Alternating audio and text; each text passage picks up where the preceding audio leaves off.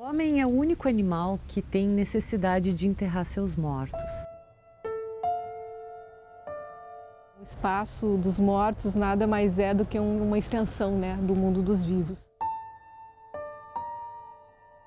Cemitério, ele morre sim, quando a gente retira dele a dinâmica.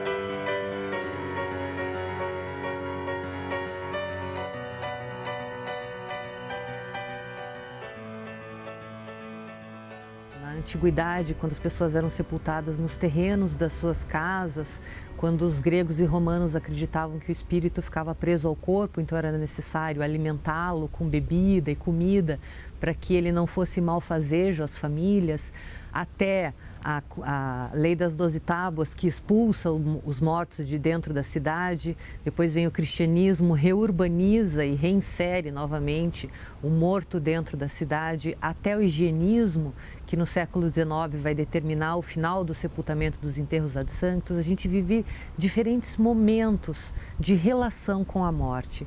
E esses momentos de relação com a morte, eles vão produzir manifestações simbólicas distintas. Os cemitérios oitocentistas, que é o caso aqui do Cemitério Municipal São Francisco de Paula, criado, aberto em 1854, ele acaba reunindo um pouco dessa visão que as pessoas tinham. A partir do momento que os cemitérios são construídos, os cemitérios extramuros, fora desse perímetro da cidade, as famílias passam a ter essa possibilidade de criar uma representação para o seu ente querido. Então, é constituída e construída uma memória.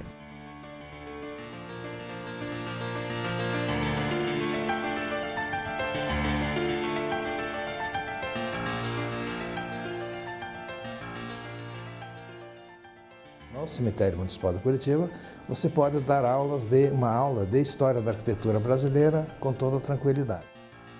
Se percorrer aquela rua central do Cemitério Municipal, a gente vai encontrar, na sua parte mais densa, na sua parte mais antiga, muita arquitetura do período eclético, que é a arquitetura que predomina em Curitiba também. Corresponde às grandes fases de crescimento de Curitiba, com a economia ervateira e madeireira e posteriormente do café. O café já é um período mais moderno, mas de uma maneira geral, todos os elementos do momento eclético que a gente tem na cidade, tem também no cemitério.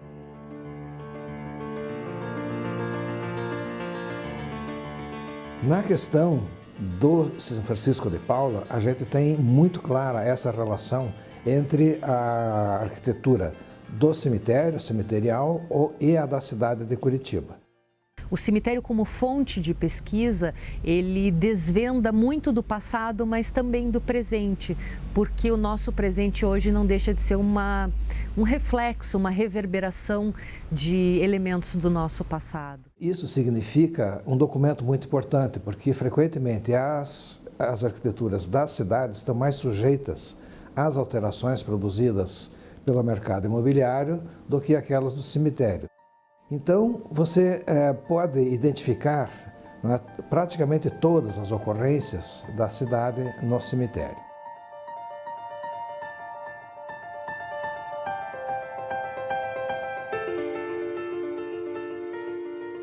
A gente tem referências, não só a arquitetura de Curitiba, mas também a de fora da cidade.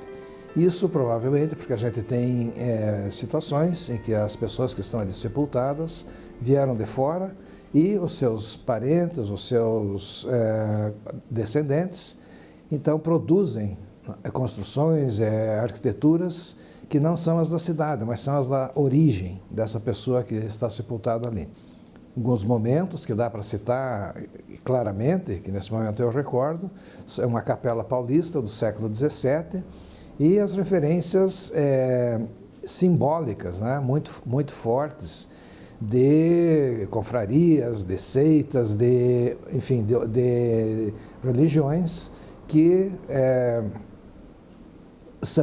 foram, né, da afeição, da crença, da cultura da pessoa que foi ali enterrada. E dentre todas essas referências que a gente encontra ali, um dos fatos mais interessantes é que a gente pode percorrê-las e vê-las todas juntas, próximas umas das outras.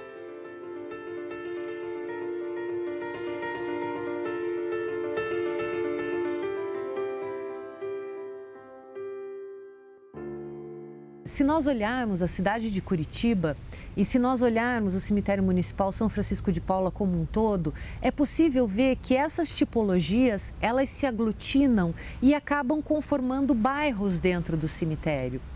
À direita, nós temos o centro histórico, que seria o equivalente ao Largo da Ordem, é o próprio centro histórico de Curitiba, onde predominam essas tipologias características do século XIX, que são a estela, o oratório e a sepultura. É a parte mais preservada do passado de Curitiba. Do lado esquerdo do cemitério, no lado oposto do centro histórico, nós temos o que eu chamo de bairro urbanizado. Por que bairro urbanizado? Porque foi uma área que foi ocupada de forma desorganizada ao longo do século XIX. Então, essas duas superquadras, que hoje equivalem às sete primeiras quadras do lado esquerdo do cemitério, elas passaram por um processo de urbanização entre as décadas de 1940 e 1950. É interessante observar que esse processo de urbanização vai ocorrer em consonância com o início da aplicação do Plano Agache em Curitiba, na mesma época. Mais à frente, nós temos o que eu chamo de Batel. Por que Batel? Porque é o bairro do cemitério onde está aglutinada a maior quantidade de mausoléus. Esses mausoléus vão ser preponderantemente ocupados por ervateiros e políticos. Esses mausoléus vão refletir, reverberar de forma muito significativa as mansões que esses mesmos ervateiros e políticos ocupavam no Batel, em Curitiba. Na periferia, nós vamos ter uma visão de morte um pouquinho diferente. São túmulos mais racionais, porque a disponibilidade de terrenos no cemitério fica cada vez menor e é possível dar um aproveitamento máximo à ocupação desses terrenos. Tanto quanto a cidade vai se verticalizar para ter uma ocupação mais racional, também vai haver essa racionalidade na construção dos túmulos, que vão ser os túmulos verticalizados, essas carneiras sobrepostas. Então, nós temos um contexto mais racional.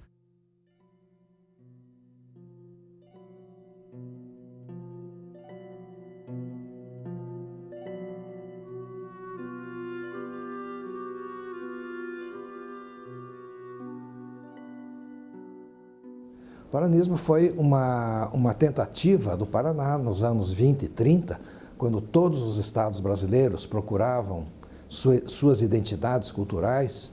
Foi quando se identificou a figura do gaúcho como representativa da região sul do Brasil, ou o bandeirante como um símbolo paulista. Então o Paraná, procurando sua identidade, encontrou-a na natureza, na araucária. E se desenvolveu toda uma estética de desenho, de escultura e de arquitetura relacionada à araucária. A árvore em si, a pinha, ao pinhão. Alguns dos artistas que trabalharam com isso foram o Langue de Morretes e o João Turim.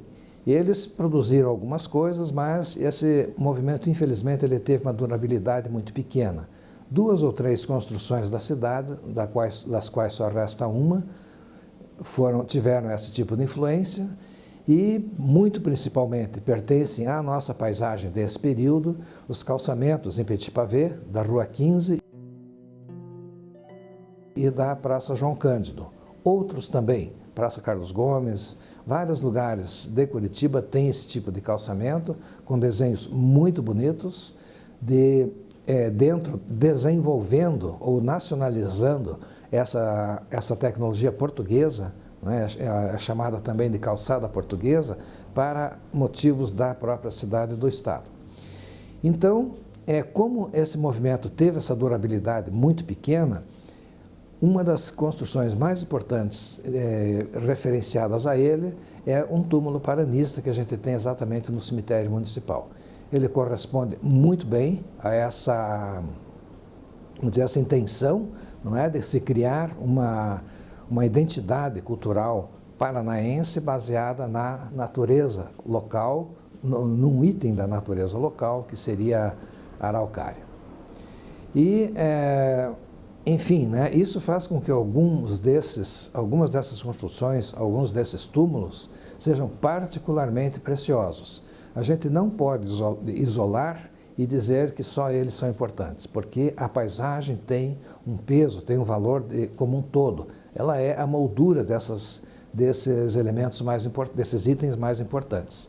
E entre esses mais importantes eu colocaria, na minha perspectiva pessoal, como o mais importante, esse com referência paranista.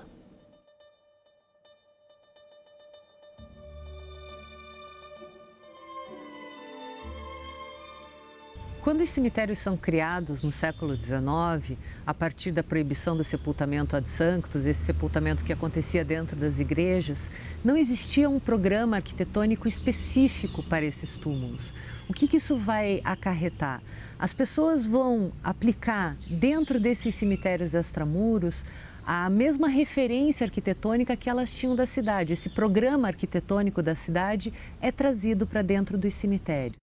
Se nós olharmos ao longo do tempo, ao longo desse 1,5 século de existência do Cemitério Municipal São Francisco de Paula, algumas tipologias, ou seja, alguns mínimos arquitetônicos, foram marcando a grande parte dessas construções.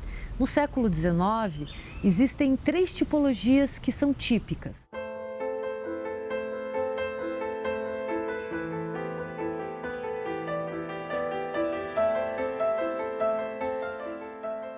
A sepultura, que é a primeira forma de enterramento, que é o que a gente diz do sepultamento na cova, no chão.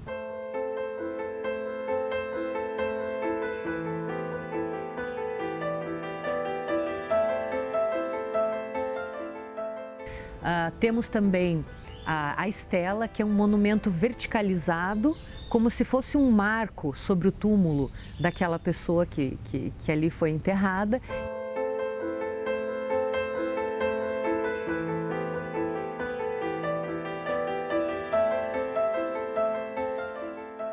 Temos também o oratório, que é muito parecido com a estela, possui essa mesma verticalidade, geralmente um elemento escultórico acima, mas que a diferença do oratório é a presença de um nicho.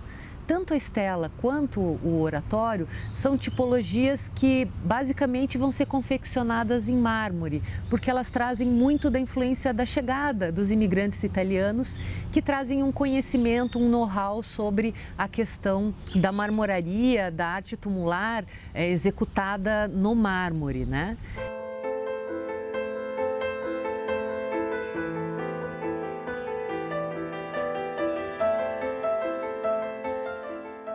A partir do século XX, outros programas, outras tipologias vão surgir dentro do cemitério.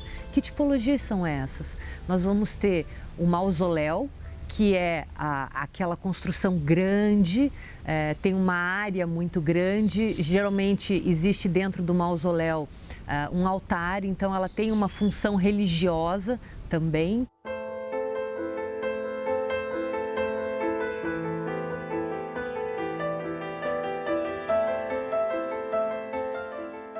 Além do mausoléu, nós temos o jazigo-capela.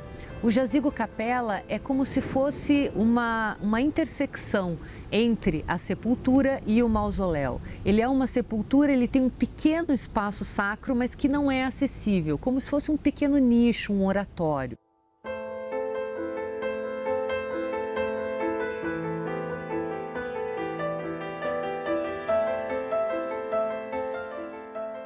Nós também vamos ter o jazigo monumento, que é uma tipologia construtiva que traz maior plasticidade nessa representação da família. Ele é monumental, mas ele não tem um aspecto religioso. O jazigo monumento tem um cunho mais artístico, mais plástico e muito menos sacro. Então, são verdadeiros monumentos erguidos pela memória dos que se foram.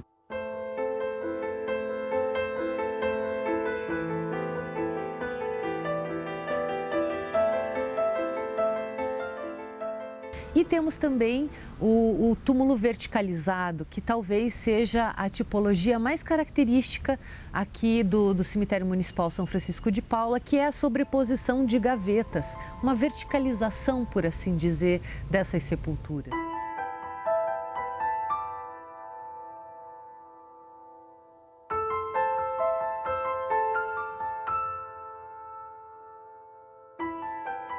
No Cemitério Municipal de Curitiba, uma das referências dentro de uma mesma época é a questão do material construtivo. Técnicas construtivas e materiais construtivos também. Você tem, evidentemente, construtores que são os mesmos. As pessoas que fazem as construções na cidade são as mesmas que vão ser contratadas, vão ser levadas a construir no cemitério.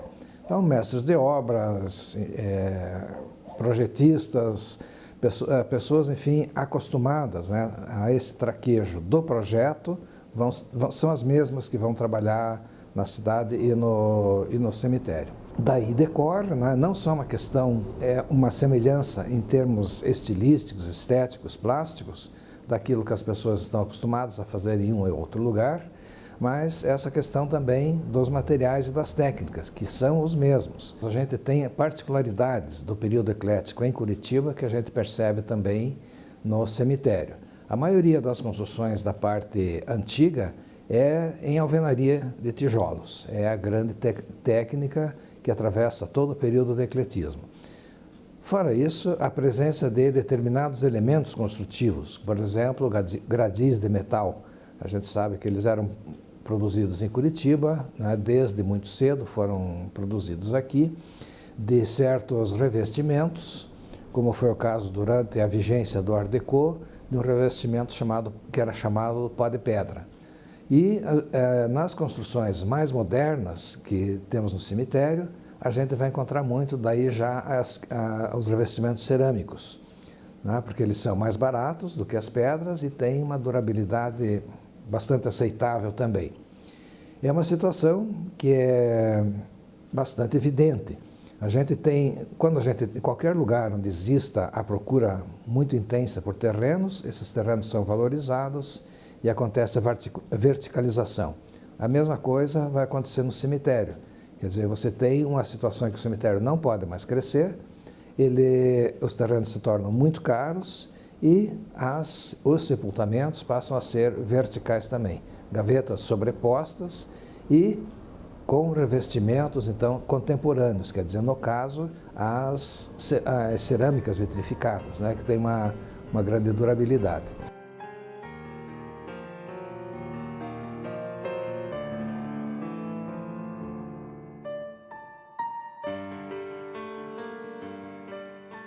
Bem, nós temos uma preocupação muito grande em relação à paisagem do cemitério São Francisco de Paula, porque, num certo sentido, a gente tem ali a reprodução de todas as arquiteturas que foram feitas, não só na cidade em si, mas em vários outros pontos do país. Então, a gente tem uma situação em que você pode identificar, através daquilo que foi feito no cemitério, as ocorrências arquitetônicas. Na questão do São Francisco de Paula, a gente tem muito clara essa relação entre a arquitetura do cemitério, cemiterial, e a da cidade de Curitiba. Então, você pode identificar, né, praticamente todas as ocorrências da cidade no cemitério. Isso significa um documento muito importante, porque frequentemente as arquiteturas das cidades estão mais sujeitas às alterações produzidas pelo mercado imobiliário do que aquelas do cemitério, se bem que nós temos notícia de que já está ocorrendo isso dentro do cemitério também.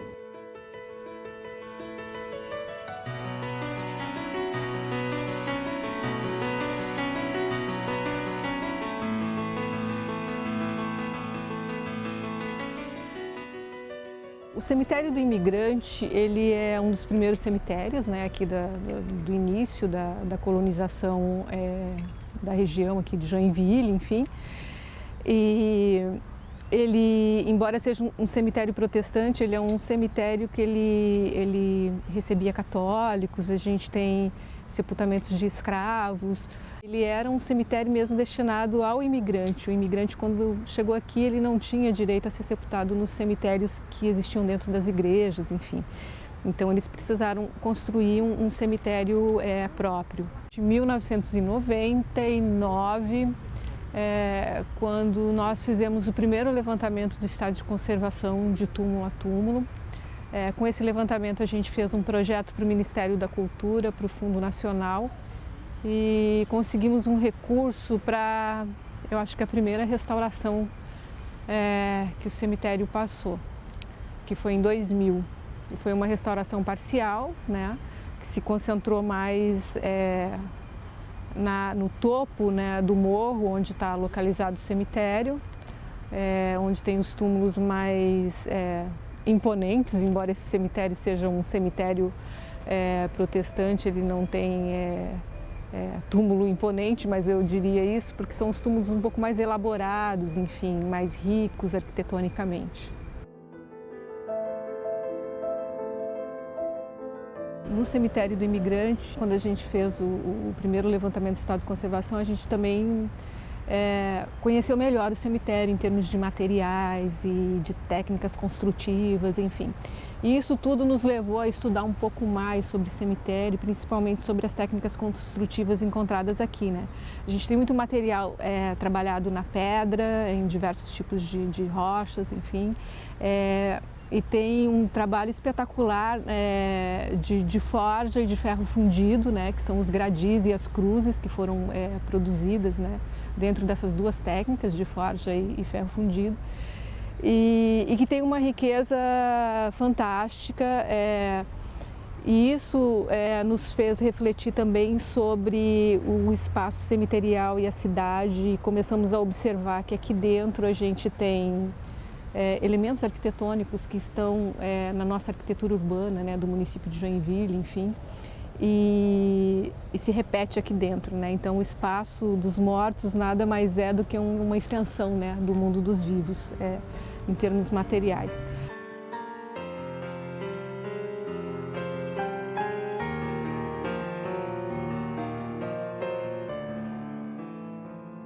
A importância primeira dele é porque ele se relaciona diretamente com a vida. A gente não tem como pensar a vida sem tocar na morte.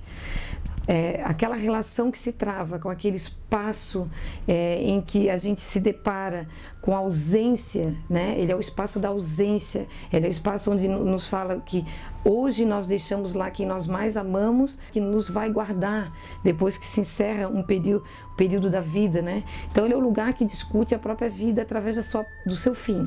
Então ele tem um valor intenso, porque ali se trava diferentes relações culturais que dão sentido à nossa vida, que dão sentido ao nosso modo de perceber o mundo. A importância da preservação de um local como esse, de um espaço cemiterial, né, pode parecer de princípio uma coisa estranha, né? As pessoas sempre lembram apenas de morte, né?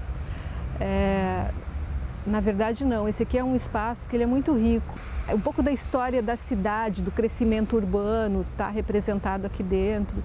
Muito rico em termos de conhecimento de diversas áreas, da parte tecnológica, como as coisas evoluíram.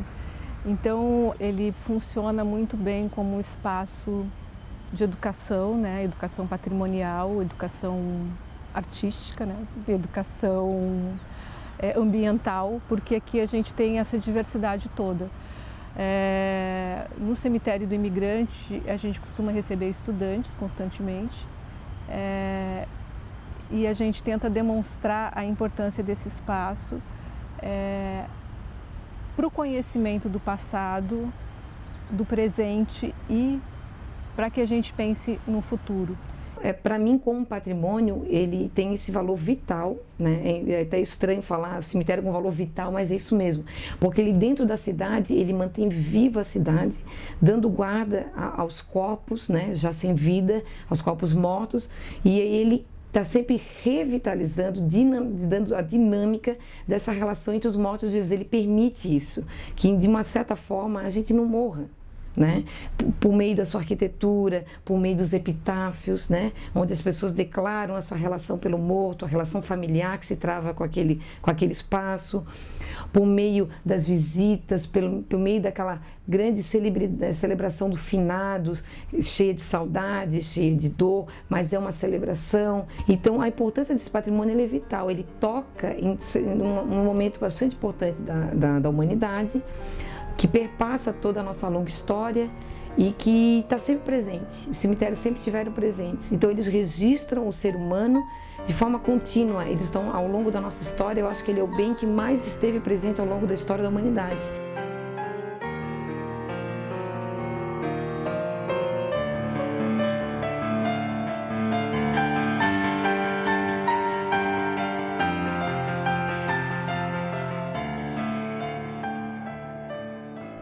Bem, mas quando a gente está trabalhando com uma área de preservação patrimonial ainda, digamos, no Brasil ela ainda é recente, né? Ela ainda não se consolidou como uma grande área. Se a gente for até analisar a postura dos órgãos de preservação, do próprio IPHAN, por exemplo, que eu estudei durante muitos anos, para poder entender um pouco de como lidar com o patrimônio funerário, a gente percebe que de um conjunto de mais de 3.000 bens tombados do IPHAN, a gente tem lá algumas poucas unidades de tombamento, alguns bens tombados relacionados com patrimônio funerário. Eu acho que em torno de 15 ou 17 bens que têm alguma coisa a ver, né, que estão relacionados com a questão do patrimônio funerário. Aí a gente sempre se pergunta, né, por que tão pouco, né? Nós temos belas ações de preservação no mundo também relacionadas a cemitérios como o Père Lachaise, o La Recoleta em Buenos Aires. Essas ações todas têm aumentado muito, também impulsionadas pelo turismo cultural, que eu acho que é uma parceria interessante para esses lugares. Eles são bens culturais passíveis também de participar de rotas culturais. Então essas rotas são importantes porque elas conjugam diferentes bens relacionados a determinada cultura e também podem relacionar ao cemitério. Em grande medida, as ações que eu tenho visto serem mais efetivas com relação à preservação de patrimônio são, claro, as ações de tombamento, não são muito comuns, né? Por isso que iniciativas de preservação de tombamento de cemitérios são extremamente interessantes, valorosas, porque elas nos mostram a possibilidade de tratar esse bem como outros bens culturais, porque ele é um bem cultural. Se a gente tomba uma praça, uma igreja ou uma casa, por que não tombar um cemitério? É possível, com estudo, respeitando as singularidades desse espaço, porque ele é um espaço em que ele não pode perder sua dinâmica, ele não pode se engessar. Porque o que dá vida ao cemitério é a sua dinâmica, a dinâmica do rito, a visita, o acender a vela, que às vezes para a pessoa do patrimônio pode afetar a arquitetura, mas isso não é o mais importante. O mais importante é aquele rito que está sendo praticado ali, na minha visão de quem estuda aquele cemitério e que percebe ele como um espaço extremamente dinâmico. Cemitério, ele morre sim, quando a gente retira dele a dinâmica, quando não se visita mais, quando lá pela terceira ou quarta geração ela já não se relaciona mais com aquele morto, porque a gente sabe que até a terceira geração você ainda visita o cemitério, né, do vô, bisavô, depois as pessoas se afastam porque não tiveram relação em vida, por isso que a vida é muito importante naquele espaço. Então o rito de colocar flor, o rito de acender vela, o rito de deixar mensagem naqueles túmulos de milagreiros, dos santos populares, como a gente vê até no São Francisco de Paula, o culto a Maria Bueno, que é um dos mais fantásticos, mais belos cultos de santos populares feitos no Brasil, e a gente tem outros casos tantos também. Então esse culto popular, esse modo de expressão, essa forma de eu me relacionar é a grande dinâmica, é o grande bem do cemitério, e isso também tem que estar relacionado na preservação. Então o tombamento é a grande chave disso tudo, mas tem outras ações possíveis.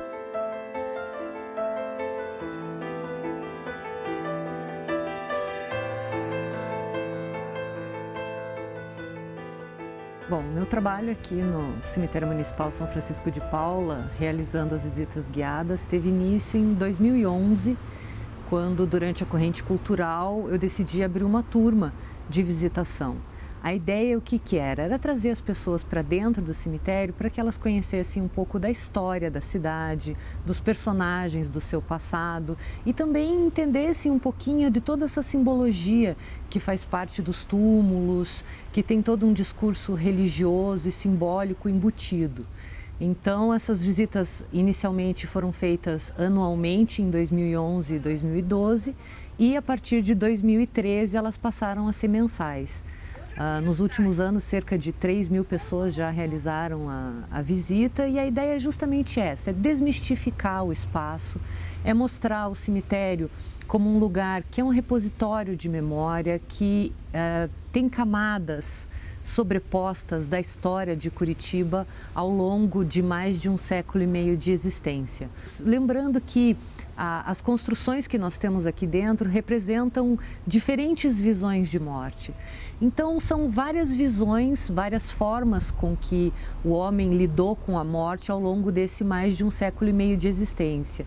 E a visita é justamente a oportunidade de desmistificar o espaço e de mostrar que há todo um patrimônio construído aqui, um patrimônio histórico, artístico e cultural que foi sendo constituído ao longo dos 162 anos de existência aqui do Cemitério Municipal São Francisco de Paula. Então tem um contexto religioso por trás disso, né? E a palma aqui, que é outro símbolo do martírio, que também está muito ligado a essa questão do sofrimento, da vida sofrida, né? Lá para cima, nessa cruz, nós vamos ter inúmeros elementos interessantes de serem lidos. Bem no meio dela existe um livro aberto. O que é o livro aberto? É a Bíblia, é a palavra de